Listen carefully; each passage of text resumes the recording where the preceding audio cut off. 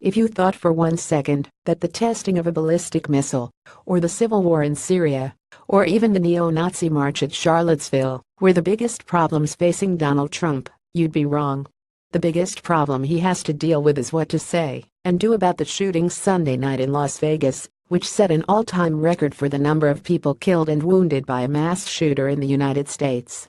Trump already began sliding past this event by offering condolences to the victims and families of the terrible Las Vegas shooting, but for a guy who opened his yap last year, insisting that an armed citizen could have stopped the shooting attacks in Orlando and Paris among other places, all of a sudden he's not saying anything about guns. The fact that the Las Vegas shooter was evidently using a full-auto machine gun, at least this is what the gun sounded like in the video I watched, but this has not yet been officially confirmed, will make it easier for the president to align himself with responsible gun owners, if only because even the NRA has yet to endorse the idea of legalizing the ownership of full-auto guns. Except machine guns are legal, as long as you pay a $200 tax for each one you own, submit to a background check by the ATF, and get a state license for owning automatic weapons, if you happen to live in a state which requires such a license, which many states do not. The ATF says that, as of February 2015, there were more than 500,000 machine guns registered in the United States, of which nearly 9,000 can be found in Nevada alone. What do we know about the shooter, and why he had been camping out at the Mandalay Bay Hotel since September 28? Having taken at least 10 weapons into his room other than his name Stephen Paddock, his age 64, and the fact that he was a resident of Mesquite, Nevada. We don't know anything at all.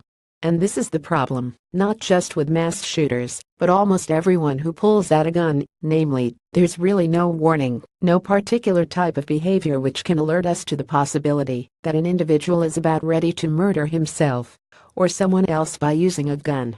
And while everyone goes on and on about expanding background checks, for example, to keep guns out of the wrong hands, the Las Vegas shooter seemingly had no significant, or even insignificant connection to the cops at all.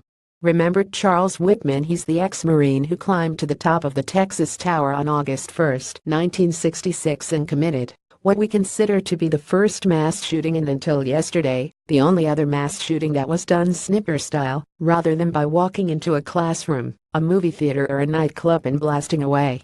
Before he went to the university campus and set up shop, Whitman killed his mother in her house, then stopped back at his own house and killed his wife. Know what Whitman and his wife did the afternoon before he went nuts? They entertained several close friends, none of whom thought anything was wrong. Sheriff Joe Lombardo of Clark County says the investigation into Paddock's background will be very tedious and will take time. I don't want to sound arrogant, but the only thing we ever learned from the detailed investigations after Sandy Hook, Virginia Tech, Aurora, and Columbine was that the shooters were all able to get their hands on guns. They couldn't have committed those extreme acts of violence any other way. Las Vegas gunmen had cache of weapons. Gun stocks climb after Las Vegas shooting, mass murder in America, and the politics of they download. Do you have information you want to share with HuffPost? Here's how.